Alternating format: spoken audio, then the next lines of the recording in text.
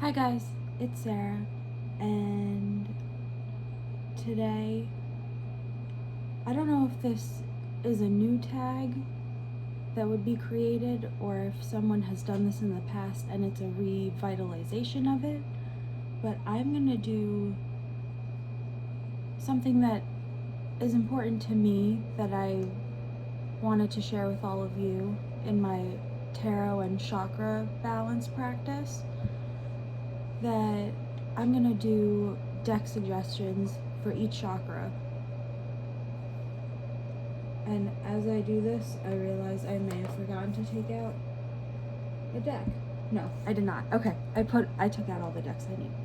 Okay, so I'm gonna call it decks for chakras, I think is what hashtag decks for the chakras is what I will probably call it as. So I figured I'd start with a little bit of background information for those of you who are new to the tarot and chakra connection.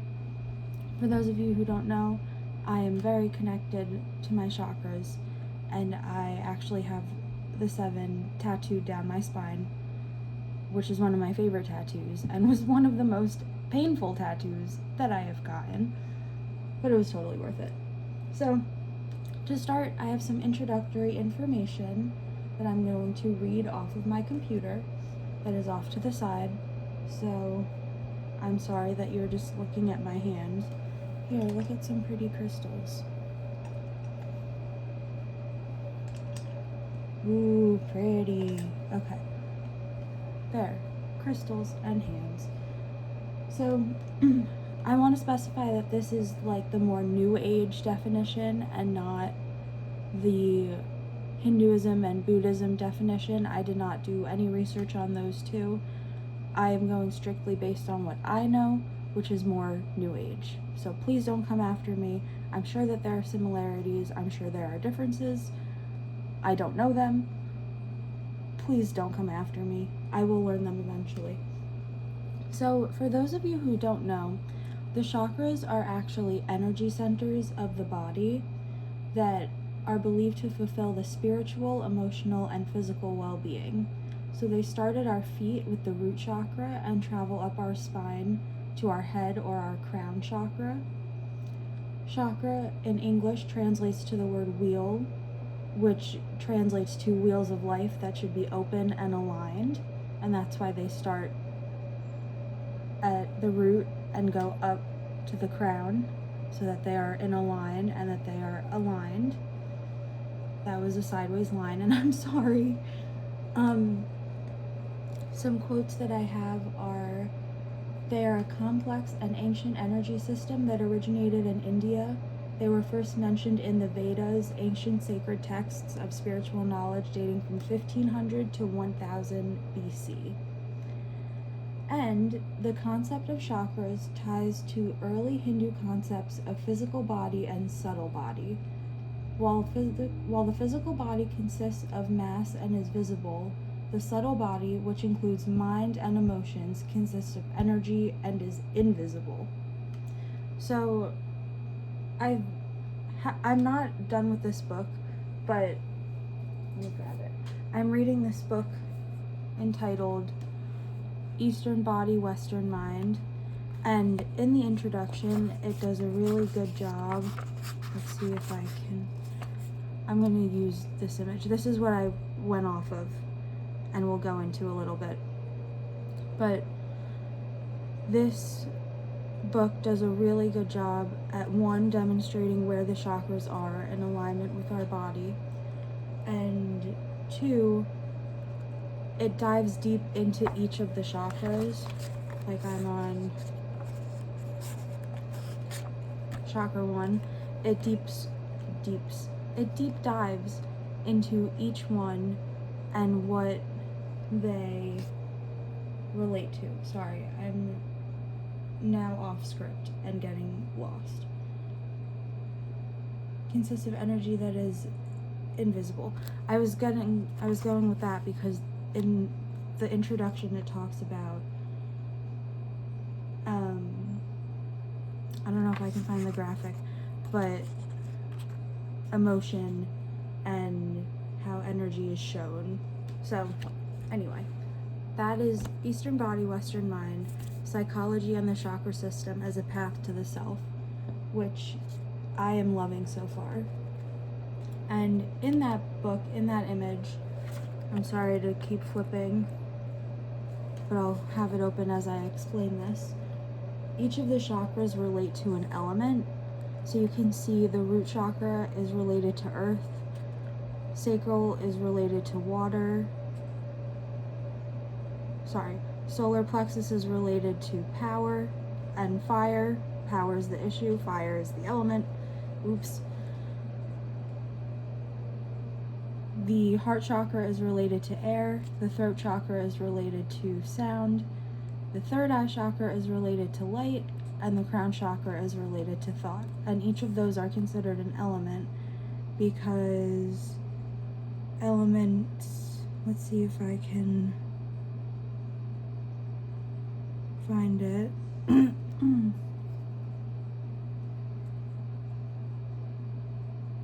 The lower chakras, which are physically closer to the earth, are related to more practical matters of our lives. The upper chakras represent mental realms and work on a symbolic level through words, images, and concepts. So those are the different kinds of elements that it can contain.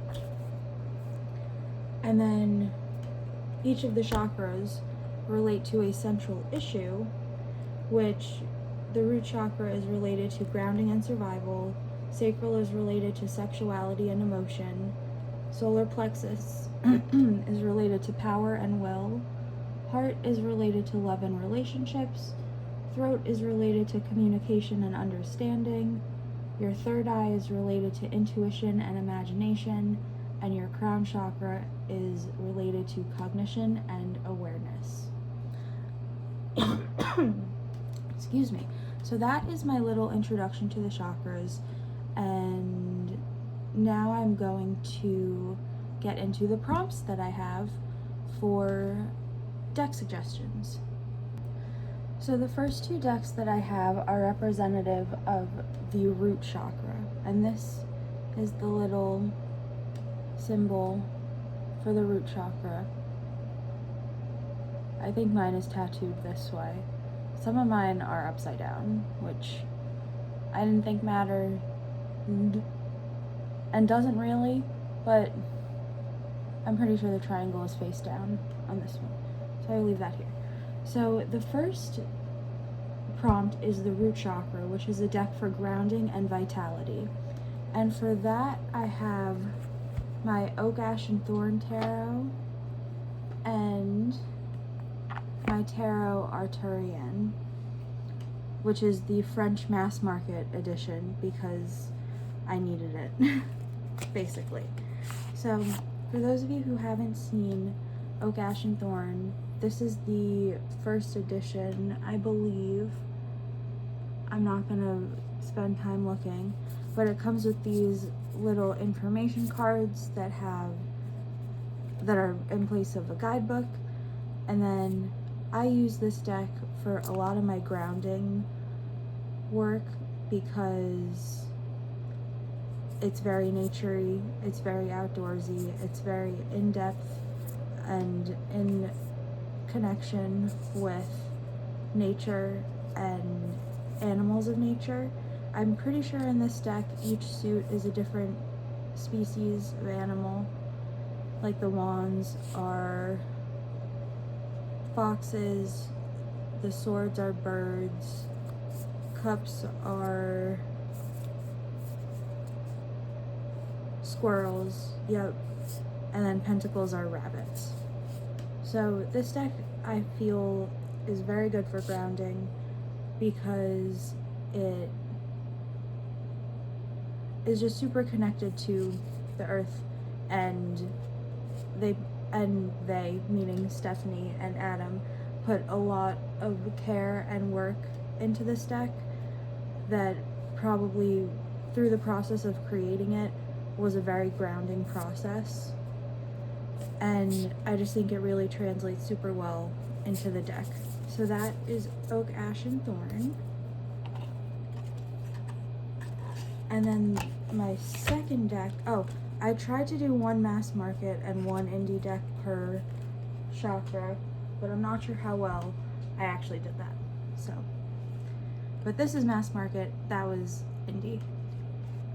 So this deck I feel is good specifically for more of the vitality aspect of the root chakra because of Anna Torian's artwork. She is incredible as always. She's the illustrator for the Bone Stone and Earth Flesh Tarot, which is my absolute favorite, or one of my absolute favorites. And this deck just feels like, you can see on the front, I'm assuming it's the Ace of Cups image, and it seems very depictive of the overflowing emotion and the like passion that you have for something. So I feel like this artwork is just very, like, look at the Sun card.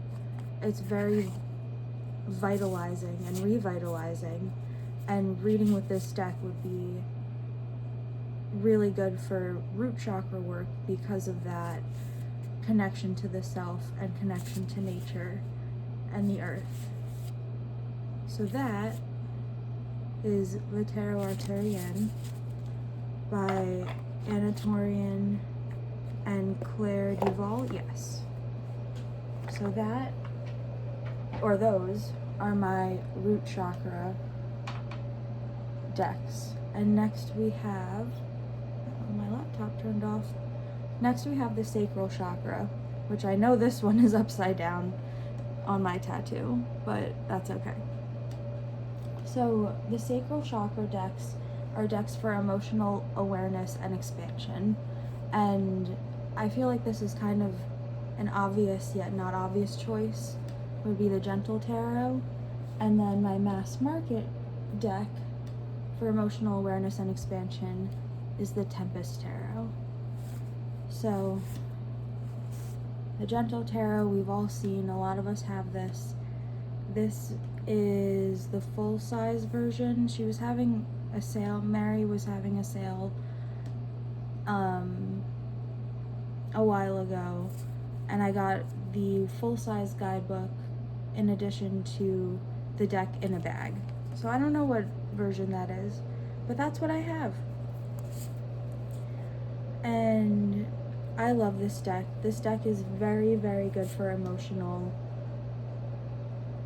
work and emotional understanding, because I feel like it's the colors that do it. And I'm going to say that for another deck for the next one too, so just beware. But I feel like the muted color palette is really beneficial for exploring how you feel, because it's more of like a mundane and more relaxed feel rather than like bright and aggressive. And I feel like it's very expansive to use this deck because they're images that you can see past what's just on the card, if that makes sense. And I really love that about this deck. So that is for the sacral chakra, and that is the Gentle Tarot. And then the second deck that I have for the sacral chakra for emotional awareness and expansion is the Tempest Tarot, which is a deck that's new to my collection, which I absolutely am loving. These are the backs. They're very pretty, simple and pretty, not reversible. Now I have to check.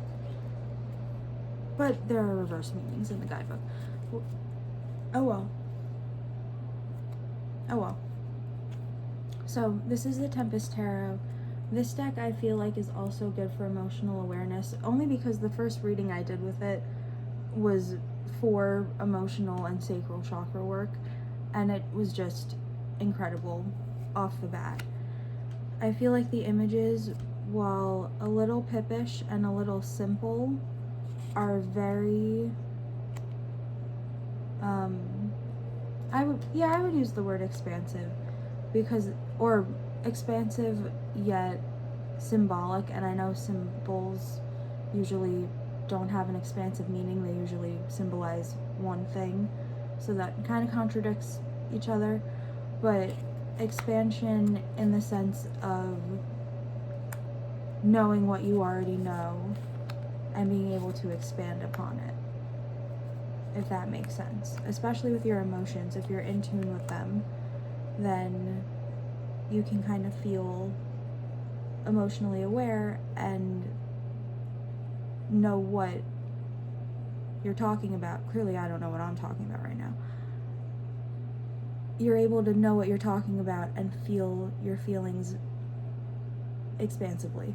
And I'm going to leave it at that. I love this deck. Now I'm going to talk about the deck. I love this deck. I love that it's like pirate and mermaid themed. My favorite card is the Lovers from this deck. I like the Sun card that I just showed before, but I love the Lovers card, if I can find it. Oh, and the Moon card. That's also gorgeous. The Lovers. Here we go. It's a mermaid and a merman, or a mermaid and a human, I see feet. And this is literally how I feel every time I see my boyfriend. But that is not what this video is about. But yes, that is the Tempest Tarot, and that is the mass market deck that I would recommend for sacral chakra work. And then the next prompt is hit the camera. No, I'm kidding. The next prompt is the solar plexus chakra, which is a deck for individuation and self-esteem. And for this prompt, the decks that I chose as I move everything around me are the Lillifer Tarot and the Affirmators Tarot, which I will talk about this deck in a second, I guess. But the Lillifer Tarot is absolutely stunning. I adore this deck more than anything. I usually use it during Leo season. This is my Leo season deck. Although in Sylvie at Tarot Magpie's Patreon fledgling lab, in our tarot lab, we're doing tarot astrology for the month of June. So maybe I'll use this deck because it has the correspondence on all the cards. That would be a good idea. So I'll break it out a little early because Cancer season can have a little bit of fire. I have no water in my birth chart, so that makes it difficult to connect to my emotions and water decks. Yeah. Anyway, this deck is great for self-esteem and for confidence and for individuation because of the images and the really passionate, like, love and attention and detail that were put into this deck. And this deck knows that its creator is in pain, and this deck feels for it. And the fact that this deck can feel for other people while also feeling itself and being able to boost itself, like, that's truly what the self-esteem solar plexus chakra means for me. So that is why I think this deck is just amazing for solar plexus work, and I am getting into that in the next few weeks. So maybe I'll make a video about that. But that is the Lillifer Tarot.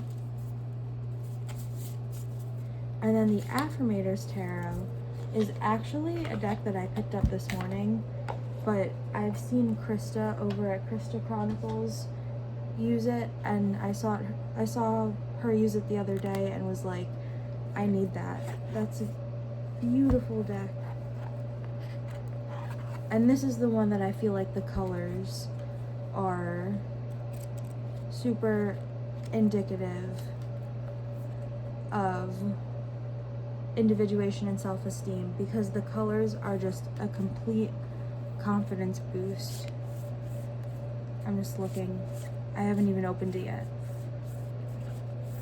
But I'm gonna put these guys in the front. We'll look at them first. So, okay. So deck for individuation and self-esteem. The Affirmator's Tarot is one, affirming. Like, that's easy said and done. Oh my gosh, look at this Lover's card. It's so cute. But for self-esteem and for confidence, I feel like the bold and bright colors compared to the last prompt for the chakra, for the sacral chakra, for the Tempest Tarot, having it be such a muted color palette, I feel like for this deck, having it be such a bright, beautiful, vibrant deck is more self-esteem. Oh my gosh, I love that. Is more self-esteem building and more confidence boosting. And I can't wait to use this deck for solar plexus work, which, like I said, will be in a little while. Right now I'm on sacral chakra. And actually, I don't know if I said this in my introduction, but the chakras do go in order of root, sacral, solar plexus, heart, throat, third eye, crown. And that is like the set order of them. So in the book it talks about how to relate each of the chakras to each other and how they're each prominent in a different developmental period, and then we kind of go through that process again. The book is really interesting. I'm super excited to keep reading it. So that was the solar plexus chakra. And next we have the heart chakra, which I think this is my favorite symbol for it. But for the heart chakra, those are decks for love and devotion. And these I kind of went more like childhood love decks. And this one is in a crystal bag. This one is not in a crystal bag. This one is the Land of Stories Tarot, which is really like homey fantasy, like princess, fairy tale, RWS inspired. And I really love this deck for love and devotion because it makes me think of my childhood, and a lot of my love and things that I love and reasons why I love came from childhood, and I really take appreciation in that. So that's why this deck just feels like a really deep, solid choice for that prompt. And I love this deck because it's just so cute. It's just so cute. I love the fairy tale aspect. I love the imagery. I feel like this is a deck that Maureen would have, and I say that so lovingly. So Maureen, if you're watching this, you should definitely look into this. I feel like you would absolutely adore this deck. I love this little Lover's card. Clearly I like the mermaid cards. So that is a deck for love and devotion. And then the second deck that I have, I'll leave her there, in the crystal bag, is one similar in concept to like home and childhood and fairy tale, and that is the, oh my gosh, the Lovers is on top, is the Whimsical Tarot, which my sister bought me this deck. It's out of print, so I'm sorry. And this is the only prompt that I did two mass market decks, two indie decks, not mass market decks. So for love and devotion, I have the Whimsical Tarot, which is also very full of love and hominess and like childhood memories, which I feel like is where a lot of the heart chakra originates from, because it's I need to look at its developmental period, but the heart chakra, I feel, is where our feelings come from. And for me, childhood is a big part of that, and how you were raised and how you developed over time. So that is the whimsical tarot for love and devotion. I didn't really touch on the devotion part, so let me think. Sorry, I'm getting a phone call. The love and devotion aspect, being devoted to the self and to your feelings and committing to be better. And I feel like this deck is a really good way to do that. Okay, next we have the throat chakra, which is a deck for finding your own voice and resonance. And for that prompt, I have Unicorn's Journey Tarot and the Hush Tarot. And I'll start with the Hush Tarot, and I'm only going to show a few cards because a lot of us have seen this deck. A lot of us have problems with this deck. But this deck is incredible for communication. Sorry, I have an itch, so I only have one hand right now. This deck is incredible for communication and for portraying emotion and feeling through what we have to say. And the artwork is weird and fun. Killer bees and a naked lady. Total justice right there. But yeah, deck for finding your own voice and resonance. We all resonate with this deck somehow, whether it be in a positive way or a negative way. So take with that what you will. But the throat chakra is really about communication and listening while also being heard. So a deck that looks out for you while also telling you like when you're doing something stupid, I feel is a great representation of the throat chakra. And then a lot of us know this next deck, the Unicorn's Journey Tarot, created by our lovely Lisa Pepez, who will probably never watch this video. No, I'm kidding. I love Lisa. I was part of her Unicorn members fam for a few months, and then I didn't have a job, so could not continue that, unfortunately. But hopefully when I am able to, I can go back.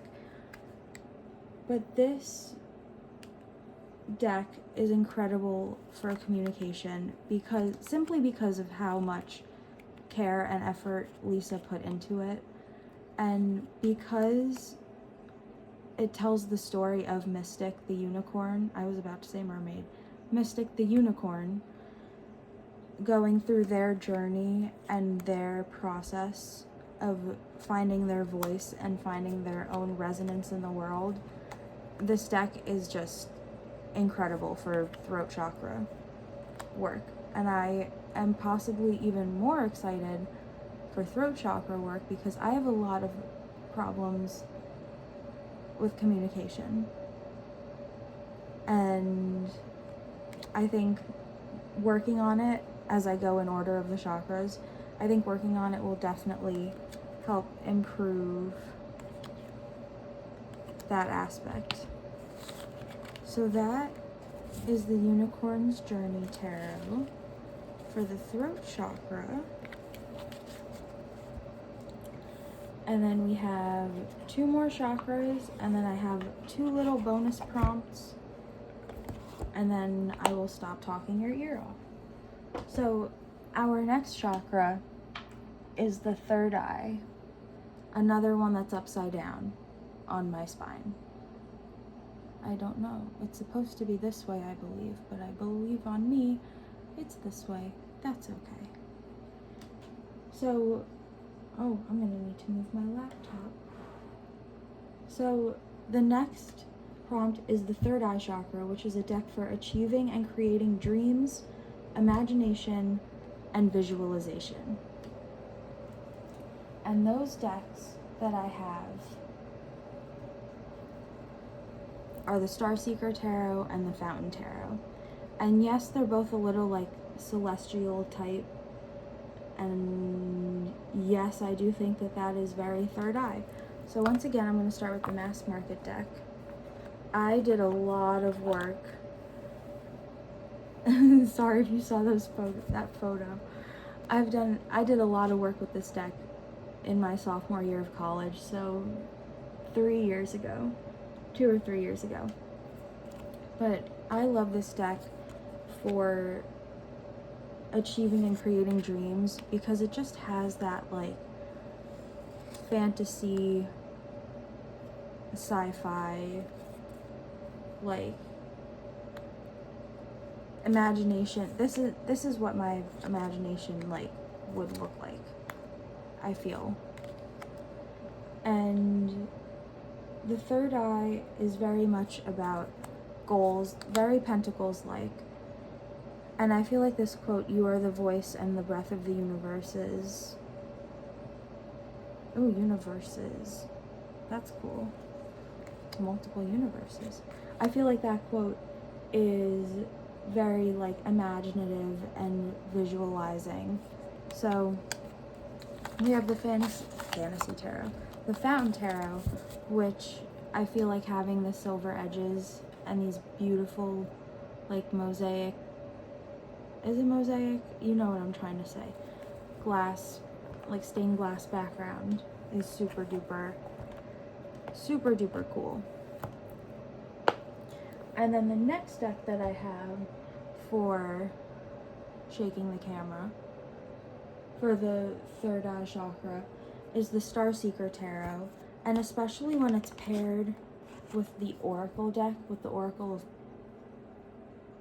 No, it's the Starseeker Oracle. It just portals is one of the cards, and I love that card. So this deck is Rose Petal, and I love it for that. This deck is very much imagination and like, oh my gosh, what's the word I want to use? It's very artsy and very spacious. It's like the Spacious Tarot, but with people, almost. And for achieving and creating dreams, this deck is amazing because you can feel the emotion that's in it, and you can feel the emotion pouring out of it.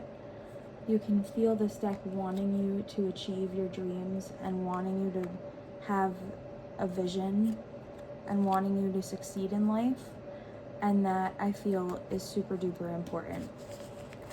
And I'm kind of speed running the end of this because I feel like these are decks that a lot of us have seen. And then our last chakra is the crown chakra, which I'm going to pick that up in a second because y'all need to see how detailed this is. I have this on the top of my spine, and the way she tattooed it was so painful. And it was like hour 4 or 5, and I was like, I can't lay like this anymore. And it was, I mean, I love my tattoos, and I love this tattoo, but this one hurt the most. But for my crown chakra decks, I have my Cosmic Visions Tarot, which I'm just going to show 1 or 2 cards, or I'll just hold up the Divine and talk about it for a second. The Crown Chakra is a deck for spiritual transcendence and union with the Divine, which is why I chose this deck, because of the Divine card, and because I really feel, actually I have to show you, I feel like the color choice in this deck, wherever the color was chosen to be placed, is where a lot of the spiritual union with the Divine is, and you can see it like radiating out or radiating in, and I feel like that's just super duper portraying of the crown chakra. So that was a clear and easy choice for me. And then my second deck, which was the one that I thought of originally for the crown chakra, is the Shimmering Veil Tarot.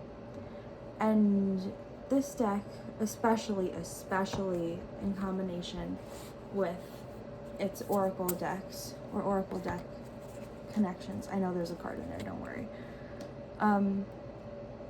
This deck is truly representative of the crown chakra and about spiritual transcendence, because it is about being more than yourself and being more than what's physically you. And I feel like that is just so true of the crown chakra. And this deck was created by Scylla Conway. She has created the Devas of Creation and the Book of the Dead Oracle, and I think there are one or two more, but those are just the two that I have. And this deck is incredible for transcendence and for spiritual work, which is really what the crown chakra is about.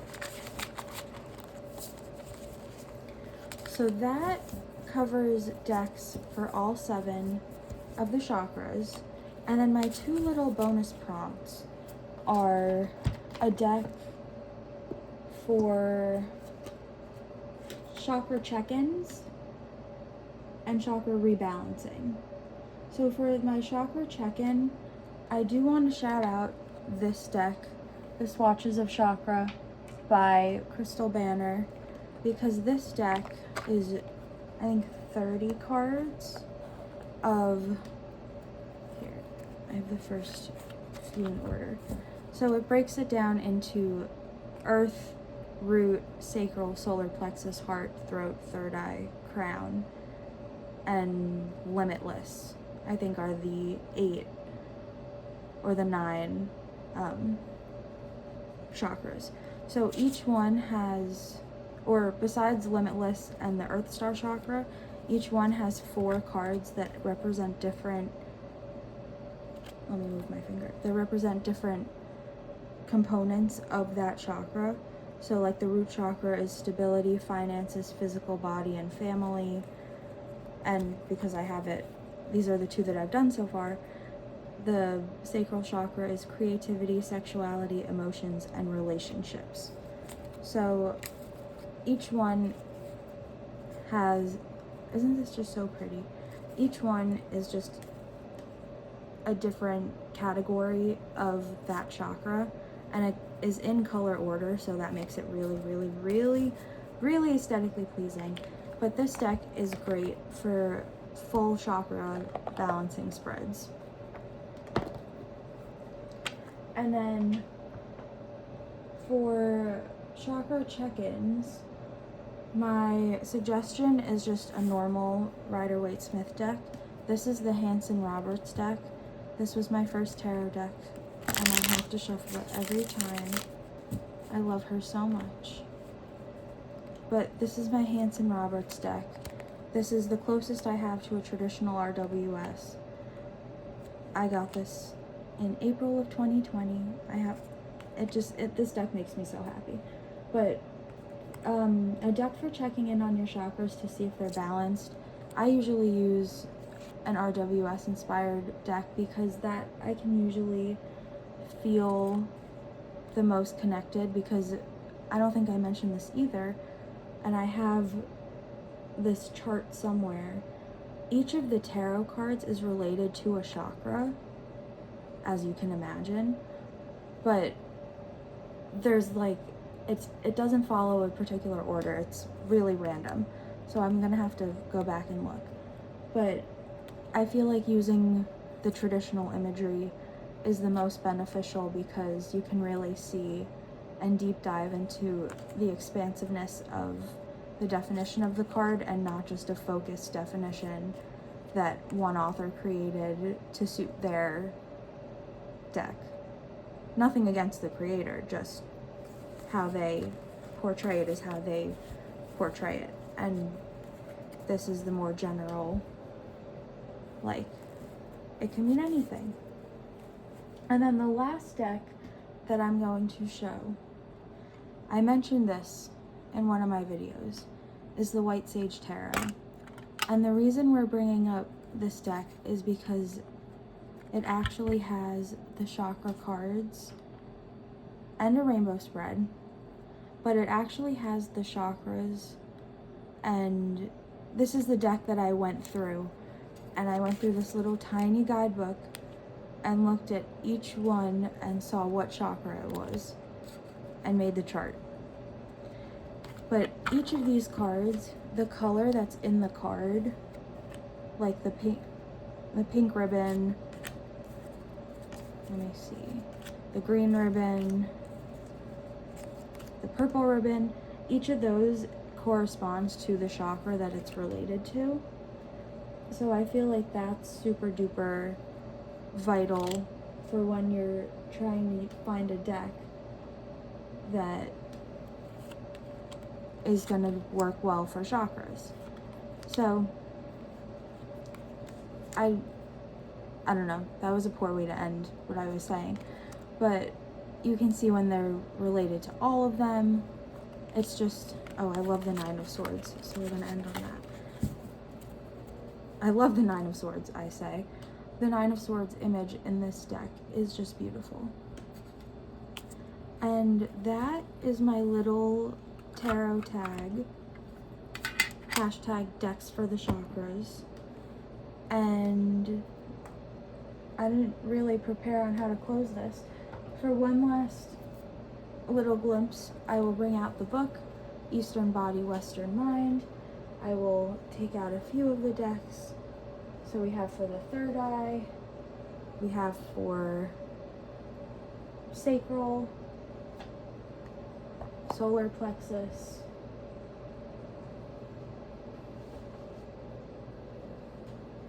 another one that I don't remember, heart. And if you have any questions, let me know in the comments below, and I hope you enjoy.